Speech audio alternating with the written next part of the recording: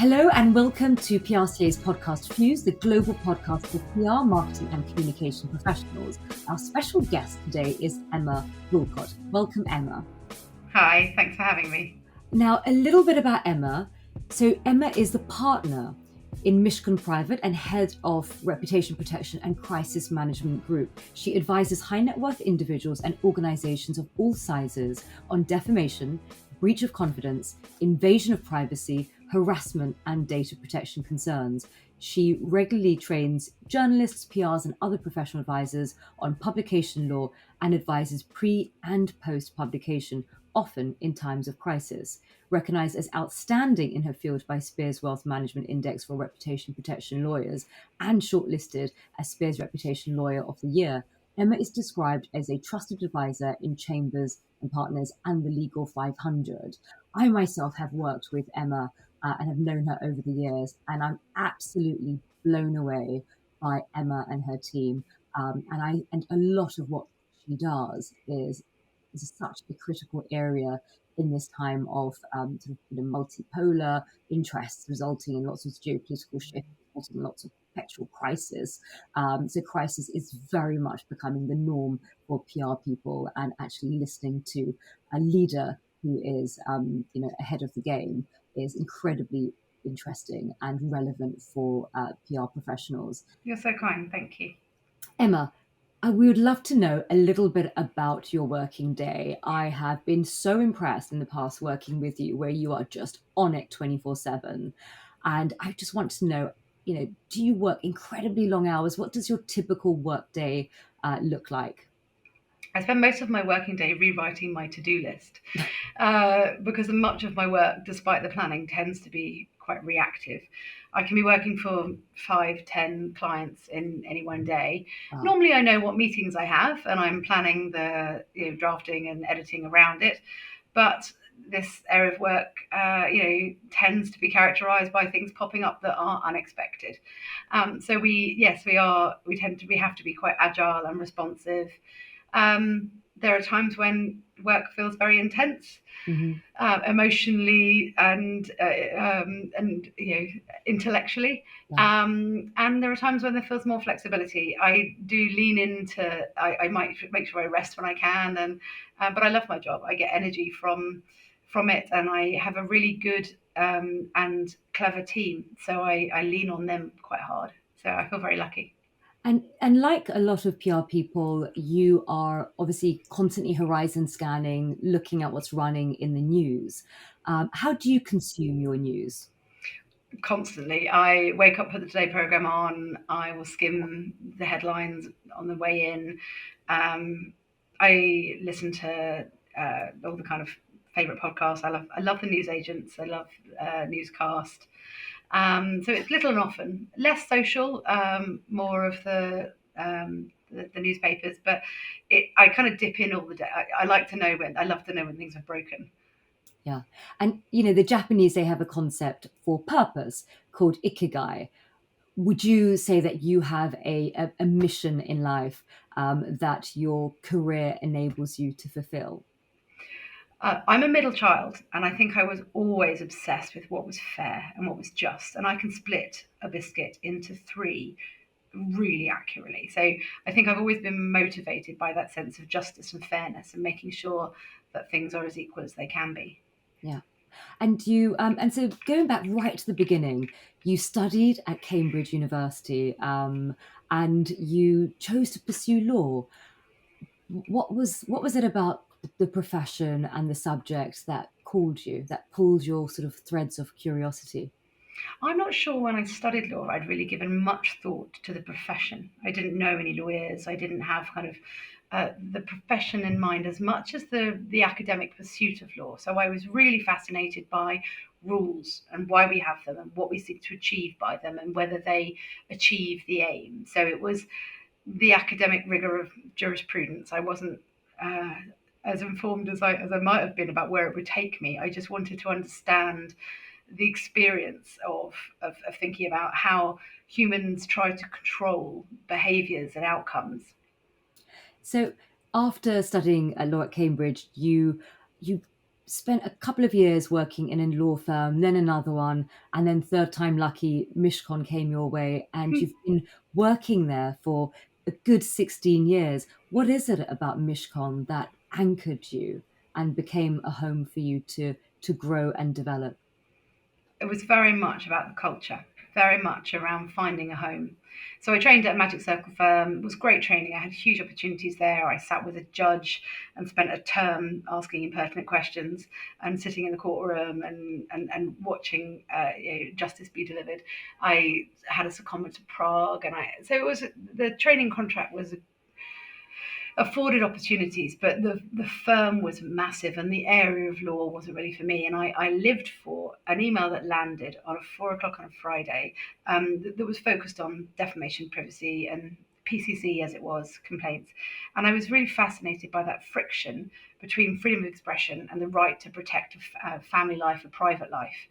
And I just knew at the end of my training contract that the firm wasn't for me, but that was the area in which I wanted to specialise. I spent 2 years at another firm, which the practice was mainly defendant focused, so acting for newspapers. I suppose I was a kind of frustrated journalist. I believe in the power of the news to inform, and I believe in good journalism, holding power to account. So I knew I wanted to work in this area. And I came to Mishcon 16 years ago. I must have been very, very young, because it would seem to me to be, and it is, a firm that is built on strong values, and a real sense of doing the work that matters, championing the underdog, caring about pursuing what's right, taking the cases that others might not want to or not be able to. And I love that drive. I love the dynamism of the firm and the fact that we've been moving and growing at pace. And there's an energy and a kind of compassion within the firm. It's very much the culture that attracted me and has kept me here. So, Emma, going to Oxbridge and then, law firms such as Mishcon, and then working for, quite posh clients who are high net worths, and really operating in these very rarefied circles. Your background, you came from a working class background. How did you overcome what a lot of people suffer, sort of imposter syndrome and a sense of awkwardness? For those people who are listening, who also come from from a working class background, and they find themselves in these environments where they feel different, what advice would you give them, and what helped you during your years? Oddly, I don't think I noticed the discrepancy. I don't think I felt as different arriving in Cambridge as I did. I don't feel that my background had as much of an impact at the beginning of my career as it has in recent years. So Cambridge is about clever.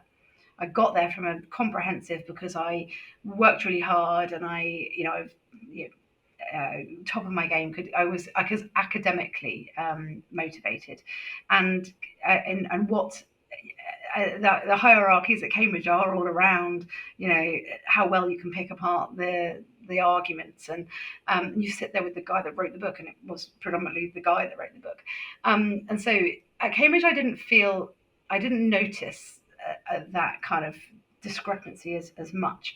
Even when I started out in law, you're a good trainee if you're diligent. You're a good trainee if you're a bit of a prefect. Um, but and I think as I've kind of grown up and my job has changed, less is I moved away from drafting and research and analysis into client development, client winning, selling, networking, connecting. Suddenly it's around who you know, how you impress them, how you connect, and I became more aware of the difference in my background Mm. as I kind of advanced in my career. And people were like, "Oh, what school did you go to?" And I think, well, that's weird. Why would they not know about Rosebery, or why are they asking me that? Like, so it's become more noticeable, the kind of the privilege, or the lack of privilege, as I've kind of gone, as my role has changed. Um, what advice would I give? I think don't try and be anyone you're not, and realize that whatever experience you have, it has taught you things that are different. So I am more resilient because of my background. I'm more agile, I'm more creative, or I've had more opportunities to have to pick myself up and restart. And not that anyone with privilege doesn't necessarily have those, but rather than think in any way you should try and hide who you are, I think it's really important to try and reflect on what you've learned from your experiences and what they offer you. Yeah, and I think you're right, to lean into it. And also, I've had a bit of a mixed background, and it sort of made me have quite a sort of heightened awareness. So when I'm in the room, I'm much more conscious of invisible dynamics. Oh, Um, definitely. when you have outsider status, I think that instead of, talking about, where it can hinder, I think a lot of people's experiences, actually, there's always a silver lining. Oh no, And definitely. So I was a queer teenager watching, sitting on the outside, thinking, and the observation and the focus was about not being found out, being able to be accepted. When actually now I think those same skills of waiting and observing are really useful because I spend my time thinking, what are the priorities of the people here? How what are they concerned about? How are they feeling vulnerable? My practice is all around scrutiny and injustice and people being attacked for who they are or what they've done or what they've failed to do. And the more attuned you are to actually what the real priorities are and what the agenda is, the more effective you can be. So I think that being an outsider or being slightly different means that I'm more practiced at responding and being a bit of a chameleon, bending slightly to find a point of connection, work out what you have in common with someone, rather than just focusing on how different you are. So that kind of practice started quite early. yeah, I think it's fascinating how the early part of your career is very focused on sort of technical proficiency. And then as you start sort of going up into management and business development and being the sort of the rainmaker, it starts moving into how to build relational capital. And then that's where actually it's very much about self-awareness as well as awareness of others and a great sort of deal of psychology in order to sort of navigate those networks, which I think is Definitely. fascinating. You asked about imposter syndrome earlier on. I remember a period of my professional career when that felt very, very acute. I returned from maternity leave and I was worried about the muscle memory and how if I would remember the day job. And I remember feeling much more confident in the room doing the work. As soon as there was a problem on the table in front, I could roll up my sleeves, I could pick it apart. But I remember finding it very, very difficult to get the client from the lounge to the room because that chit chat, that, where have you come from, that felt really awkward because I had been, absorbed in the intricacies of, keeping a child alive the whole time. And I think that confidence of the banal chit chat is was something I always struggled with actually. And I think that if you go to private school or if you grow up in situations of greater privilege, there is more exposure to that sort of socializing. I hadn't really been in an office until I did work experience as a trainee solicitor. So it was so this is something I felt a little bit behind on. And I remember, particularly when I came back from maternity leave, thinking if I only could just meet them in the office and in the room and do the work, Yeah. because the other aspects of my job were so much more challenging. Yeah, gosh. And you've been celebrated in the Pride Power List, the Telegraph's LGBT top 50 executives, and you've obviously founded the Mishcon's Pride Network that was set up to sponsor the firm sponsorship of Pink Law and pro bono legal advice for the community. Is part of the reason why you feel at home at Mishcon is because it has allowed you to actually, set up these incredible initiatives within the law firm, so that, and people sort of talk about, oh, bring your whole self to work, but I think it's a difference between bringing your whole self to work, but also giving you the ability to be able to, set up these pro bono initiatives in communities that you're passionate for and that's underrepresented. Essentially, you said, have Mishcon allowed me to be myself? They expected it from day one. So Yeah. I was kind of in and out of the closet when I was a trainee, and I tried to squeeze myself back in after law school, and it was impossible because I had been told, "Oh, you don't want to be the lesbian trainee. It's not, you'll stand out." Wow. I think they thought you're different enough. And so, but I arrived at Mishcon, and within days, a very senior partner said, "Oh, what do you do to serve your community?" I was like, oh, so I had been doing pro bono work throughout, and I feel like lawyers have a big role to play in contributing to society, and so I was kind of writing consultation documents for charities kind of around the edges at my desk in the evenings and things because they who else was going to do them, and I didn't appreciate that those were part of business development, that they were part of building a practice. And the fact that I had this very senior partner saying, "How are you building a practice? What are you doing for your community?" A lot of my practice has come from my community. This is legit. I was like, oh my god, my it's not just you accept me as who I am and I'm tolerated. It's like I am expected to serve and to speak to a community that others can't. And that I realized that it was seen as a positive, that I do have access to different rooms and different audiences because of who I know and who I am and how. And there is always, I think, a level of understanding and acceptance when someone has a shared experience. And so the fact that the senior partner was like, "What are you doing to serve your community? Come on, this is expected of you." I was like, "Excellent, how wonderful!" So this is what I'm doing, and actually, the LGBT community have been hugely generous to me. The work that I've done pro bono has been paid back in spades. It wasn't meant to be quite so transactional, but um, I think we all try to help people that we are in tune with and fond of, and the more you are generous, the more it kind of yields return. So by the time I made my partnership application, I'm sure about a third of my origination, my new business, had come from the LGBT community. Wow. Yeah. Wow. It's just incredible, the power of community. Now, obviously, I've had the good fortune of working with you and absolutely in awe. When I first started working with reputation lawyers, I was just like, wow, these people, they are so on it. But I saw a lot of similarities as well as differences because ultimately lawyers and PRs are in the spectrum of advocates. So, Mm-hmm. so we all work in the sort of sphere of advocacy, but obviously lawyers work within the parameters of the legal framework, whereas we work in the sort of the court of public opinion. And of course, there's an overlap. And what I'd love for you to explain for our audience is, first of all, for those who haven't worked with reputation lawyers, what is the role of a reputation lawyer? How do reputation lawyers and PR people work together?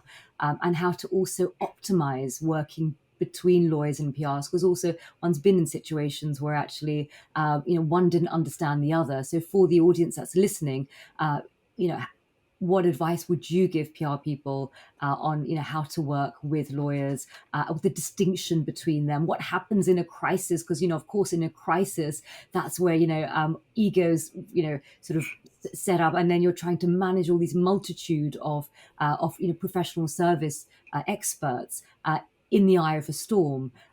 So yeah, I'd love to learn from you, from your Oh, there's a lot of questions in that. So, reputation lawyers advise on the merits of litigation, claims in defamation, privacy. What we're used to doing is considering whether a journalist has enough information um, to publish a story, a credible story, and that whether they've done enough to avail themselves of the defences they would seek to rely on if they were sued in defamation. So there is a huge overlap between what PRs and comms professionals do and advise on. But there's quite a big distinction. So lawyers tend to be advising on the legal merits of claims, but also the wider strategy. We've been in and around crisis situations so long that we're used to seeing the kind of the arc of the crisis and how things develop. In most matters that we advise on, there is a comms role. Sometimes it's the business's internal team, sometimes it's the incumbent agency, sometimes it's specialists that come in just for that crisis. And in all those situations, our goal is to make things as streamlined as possible and to try and dispense with the ego, and to also appreciate that there are different skills and different perspectives. It tends to be that PR and comms professionals are the experts in the industry and know the client very well. They tend to have been advising a client before a crisis situation occurs, whereas we tend to come in later in the day, and we are focusing on whether a particular story is going to be published and on what basis and on what evidence, and whether there are opportunities to move the story, improve the story, mitigate its impact, stop it altogether. And so we are very reliant on the inside information that the PR firm or the internal comms team have. So we're quite used to being quite kind of like direct and asking lots of questions, and then trying to work out how a consistent messaging can be deployed to different audiences. It may very well be that what's called for are quite terse exchanges with journalists to deter them from publishing or from giving certain sources too much credibility. It may very well be that actually what would work better is communications between law firms and editors or internal or media legal teams. Often similar messages are deployed through the PR conversation, the comms thing. And one of the things that we find most effective is trying to put the ego at the door and say, how are we going to work together to ensure that there's consistency in messaging and it's authentic and it's credible, but that we use our kind of combined might to be most effective. We tend to kind of find firms and PR teams as we take them as we find them, and be additive rather than obstructive. I think people sometimes think that lawyers are all abrasive and scary, and we only are called in to write angry letters or to try and prevent publication. But that's actually impossible and or not always the most sensible or likely outcome. So it's about trying to kind of give realistic and practical advice and to try and be constructive as part of a team.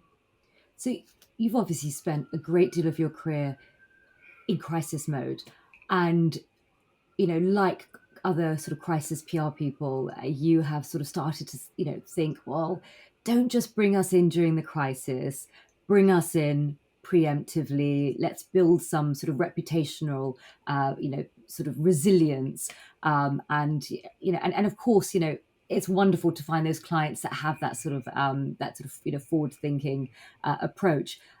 How much of your work is building resilience before the storm comes in, not like the day before, but sort of people who are out there thinking long term about and or does it only happen where somebody's gone through the storm and then they're like, okay, let's build some resilience for any future crisis? So how much of your work is preemptive? More than it used to be. I think it's hard to kind of give a percentage on it, but I find that a mini crisis is very good for focusing attention. So often businesses have started a risk register, or they've got a protocol or some sort of playbook, but it's dusty and it's not well used. And then something will happen where it's tested and they think, actually, this isn't really fit for purpose. So increasingly, emerging companies, fast-growing businesses, particularly businesses that are taking on investment and they have new board members and they're operating in regulatory environments, regulated environments, or they're in new technologies or controversial industries or spaces. They are mindful of how they may be perceived and how their reputations may be damaged if they're not understood. So more and more businesses are coming to us in advance and saying, actually, can you look at what we have in place? And we're really good at tinkering and playing and improving. One of the things that is increasingly common actually is the desire to have some guidance in advance about how to properly investigate issues that arise, to make sure that businesses have thought through how they might quickly convene the SWAT team. I try to put military language out of these things. It's all very aggressive and very macho, but businesses are increasingly asking us to help to think about who they need, and what those different concentric circles of information look like, and how they might set up and instigate a privileged investigation, because it's a common reputational strategy to say, oh, that looks very serious and damaging, so we'll properly investigate, and this is why it's independent. But making sure that information is that those investigations are set up in a way that you can really get to the root of the issues and really consider who needs to know the warts and all and who gets what information is really important to kind of think through in advance, because those protocols aren't one size fits all. Every business is different. There are different skills and different roles in different businesses. And so, actually, if you sit down in advance with C-suite, with communicators, with in-house lawyers, and work out, in the specific example of this company, who would we need to be on that first call? Who needs to be on these WhatsApp groups or these Slack groups? And actually going through the processes, particularly to set up privilege investigations and those sorts of things, is really, really important, because you can only communicate and react if you know what is going on. And so often we will look at protocols with those kind of structures in mind. So when I've been in multiple situations where there's a threat of a negative story that's coming out, and you often get a little email at 4 o'clock on a Friday, and of course, if that sort of prep work hasn't been done, then you've got 2 hours to figure out what's your approach to strategy, who should be in the room, what's the sort of what's the temperature of the crisis, and so forth. And that's, I think, the biggest enemy in crisis is actually time. Is that you need a very a short time to sort of do a turnaround, and often in times of great stress, you also often sort of cognitive ability to sort of wade through these issues tend to be impaired with high levels of sort of you're in sort of fight or flight mode.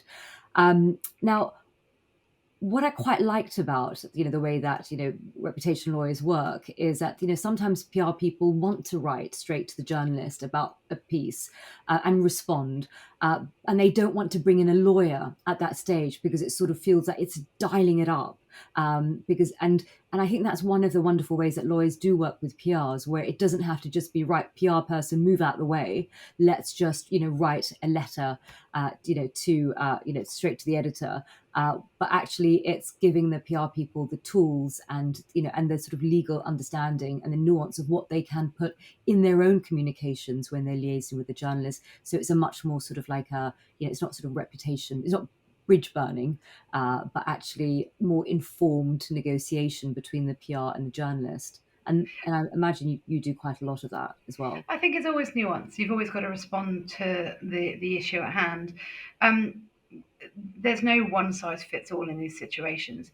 I think the important thing is always to try and keep as many different dialogues open as possible, and also to try and regain some control and not just be reactive.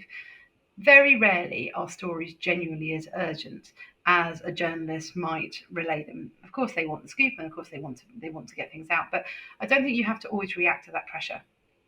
And sometimes it's appropriate to keep the communication just between PR and journalists, and sometimes it helps to have a letter that goes into the editor to say, this, you're going to get proper responses, but for all these reasons, this time frame is too narrow. I think it's about trying to give yourself enough time to think calmly and clearly. And of course, the more you've done in advance, the more confident you can be that you've got the right information and that you have time to finesse it and present it. And most good journalists appreciate that their work is improved by having a proper response. You might not have a very good answer, and actually, if they get the response, they'll be able to report on it. And so I think that it's important to try and keep the relationships as kind of as friendly as possible at that level. And we are often expected and required to be the bad cop to PR's good cop, which is fine, and we're used to that role. So I think it's about thinking about taking the temperature of knowing we will have as PR do also quite a good idea of the competing demands and the different personalities. So there are certain titles that are quick to publish and sometimes quick to apologise, and others that take their time, and others who have different policies around double sourcing. So I think it's about trying to react to a particular crisis in a bespoke way, but also trying not to allow yourself to be pressured, and also not allowing yourself to be precious. I am not precious about our letterhead or about my drafting going with my name on it. Sometimes it's appropriate and in the client's best interest for the language that we draft between lawyers and PR to be expressed through the PR. So because it doesn't up the ante. We know that our letterhead can cause people to get a bit sweaty, and and also to be taken to a different level within an organisation. So sometimes that works, sometimes that's helpful, and sometimes that's not. I think it's about being agile and responsive and trying not to have that kind of one size fits all cookie cutter approach. And for instance, if there's a negative piece that's about to come out or has come out about a client, and if there is sort of factual inaccuracies, that's something that one can handle and sort of point out gaps between the facts and what was reported. But what about sort of other tools in your sort of toolkit, like the right to be forgotten? For those who aren't familiar with the concept, could you share, what else is there that's available when there is a negative piece? And so, what rights do some clients have other than just the straightforward, it's factual or not? The right to be forgotten is a data protection principle that allows that means that data controllers are required and requested to stop processing personal data that is obsolete or out of date or inaccurate. And so often times clients haven't been particularly bothered or motivated to challenge reporting either internationally or because it wasn't affecting them for a period of time, and then suddenly banks change their risk appetite and it becomes a problem, or historic reporting starts getting amplified in different places and they think actually it's now something that is of concern. So where you have historic reporting that is inaccurate and contains personal data, there's an opportunity either to go to the original publisher and say, it's wrong and we're out of time in terms of defamation, but you might want to take it down because you have your own standards of accuracy, or to go to the data controller in the middle, so that often the search engine or the host of a website, to ask the articles to be taken down, delinked, so they stay online. It's like removing the library card from the library. The book's still there, but it's more difficult to find. So that's one tool. But often media scrutiny doesn't just come in the guise of inaccurate reporting. Sometimes the volume of stories or the behaviour of journalists is oppressive, or could constitute harassment. And often we're called to advise individuals in relation to private information or confidential information that others are seeking to exploit. So we do a lot of work around blackmail, extortion attempts. So often high-profile individuals have managed to make great success in their careers because of their powerful personalities, but they've made enemies along the way, or they've done things in their private lives which others would seek to exploit. And so there's a lot of work around trying to keep private information private and not allowing individuals to try and to seek an advantage from its publication. So that's where you get into the kind of sphere of injunctions for threatened misuse of private information or harassment by a course of conduct, that sort of thing. So there's lots of different options. And I imagine, if you're dealing with sort of top tier media houses, you obviously get responses and you could, sort of work quite effectively with them. What about if the negative piece is on some obscure anonymous blog or on Twitter and you don't even have the name of the person? The anonymous blog is based, I don't know, somewhere in Siberia. What happens then? Well, there's a lot of time and energy spent often trying to work out who's behind publications. And it is possible in certain situations to go to the court to ask them to disclose, to force innocent people who've become embroiled in the wrongdoing of others to provide disclosure. So we've gone to ISPs or to mobile phone providers to say, we know that somebody is using this ISP to this IP address to post this information, or that they've registered this website, and can you disclose who they are? So there are ways and means of seeking legal. Your dog has come in again, which is very cute. I wonder if they have a view on this. So there are lots of different ways that we can try and get to behind publications online. And actually sometimes I think it's really important to encourage brands and individuals to reflect on credibility. So where there are defamatory allegations on obscure blogs, they can be damaging, but they're not as damaging as if it's published by the BBC. Yeah. And so sometimes it is a matter of trying to weigh up the time and energy that could be spent tracking down an anonymous poster, and actually whether the same time and energy could be spent on more positive PR with more credible publishers. But we have seen a rise actually in campaigns of disinformation, and they tend to be the same information spread on lots of blogs that are difficult to track down, difficult to engage with, and you have to deploy the skills of our cyber team, our digital forensics team, to try and work out, because humans are fallible. Which makes them fantastically interesting. But even very carefully orchestrated campaigns can be flawed. And so we have quite a lot of experience of trying to look behind these campaigns, see if there have been fingerprints left, see if we can able to find those who are behind these sorts of these campaigns, and address them direct. I don't like picking fights with unknown quantities. I'm always very keen to know my enemy and know who we're up against and what their agenda is. So there's quite a lot of investigative work sometimes early on, trying to work out who's behind a cause of action and what they want to achieve. Yeah, because I imagine it can be sometimes sort of smoke and mirrors.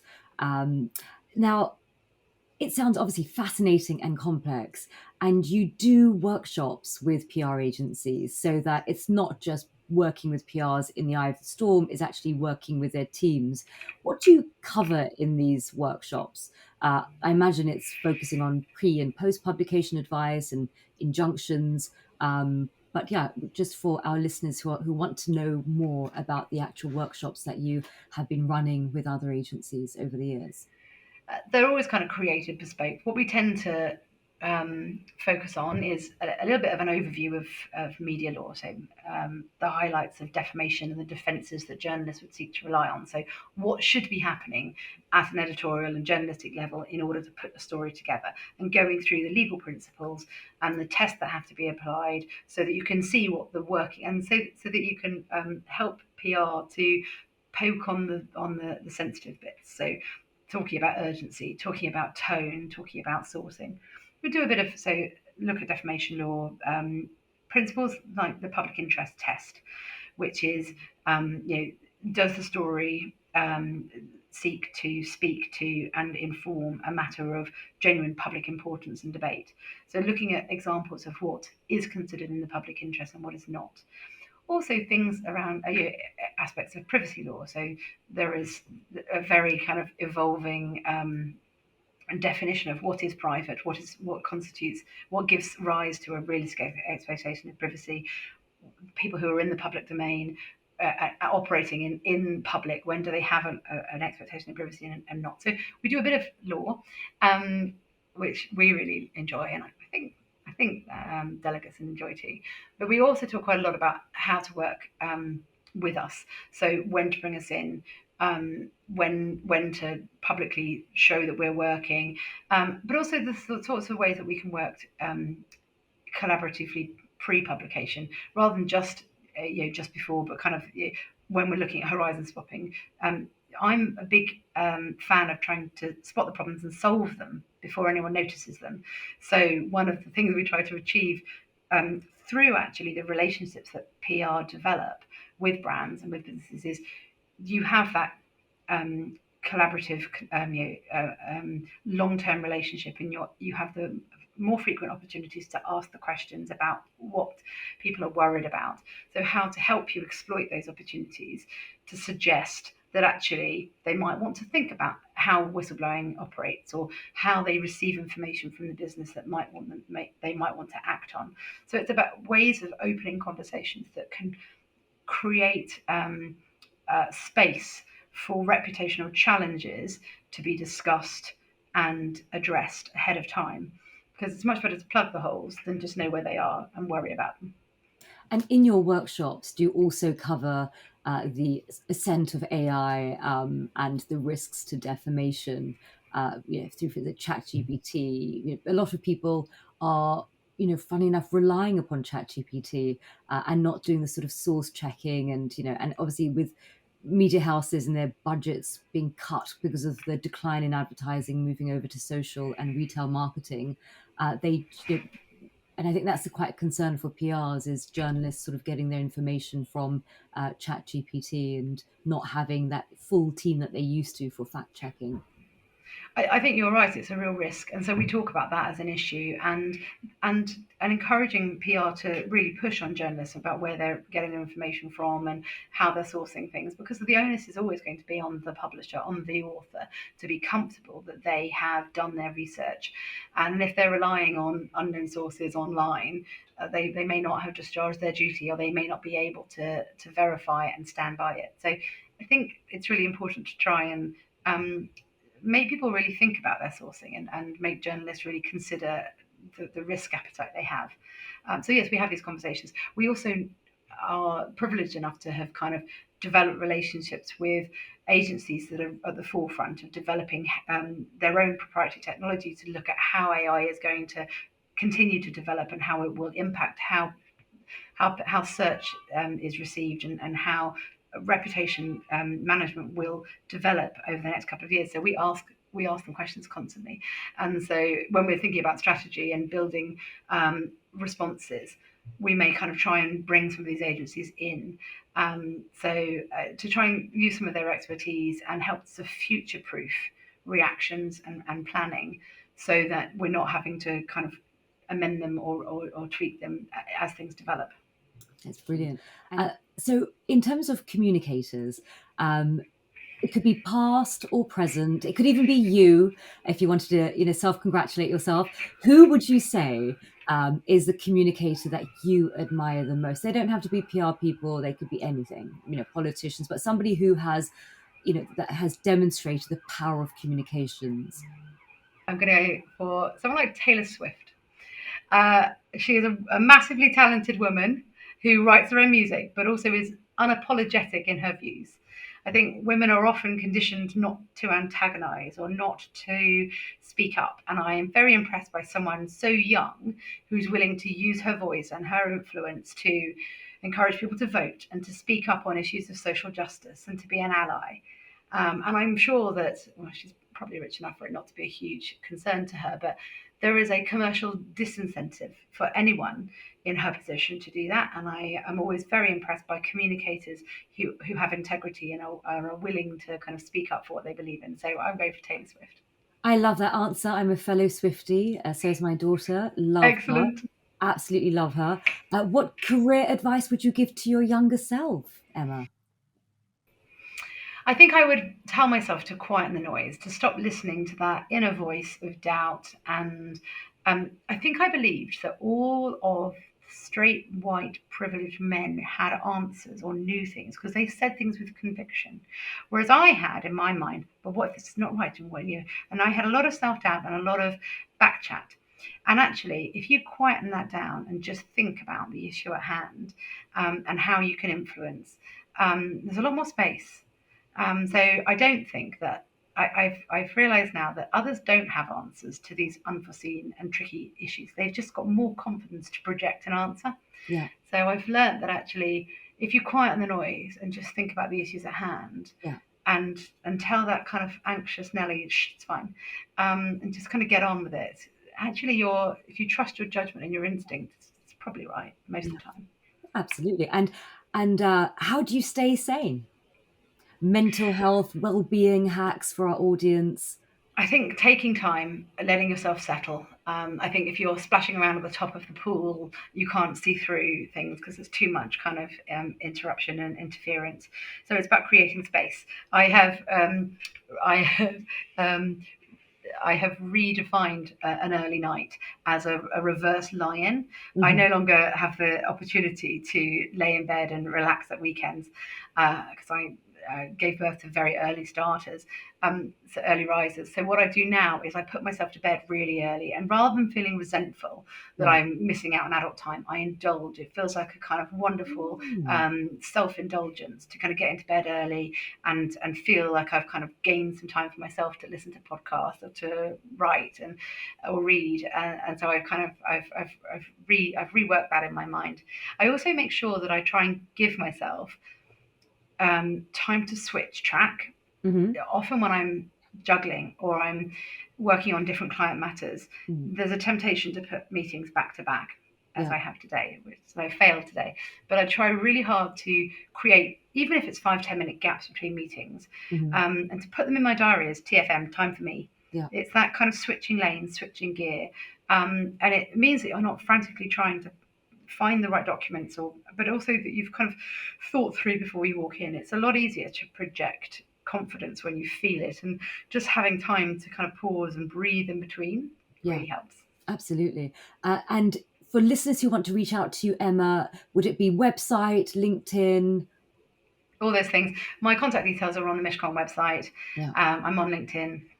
But Fantastic. Well, thank you so much, Emma, for such a fascinating conversation and sharing your journey with our community. And thank you, listeners. You'll find this episode on the PRCA's YouTube channel, on Spotify, Apple Podcasts, alongside other episodes interviewed by my co-host Dan Gold and myself. If you'd like what you hear, please do share so we can grow our community. If you have any feedback or topics you'd like us to cover, please do contact us. We publish interviews every 2 weeks, so stay tuned as we have some inspiring stories in the pipeline.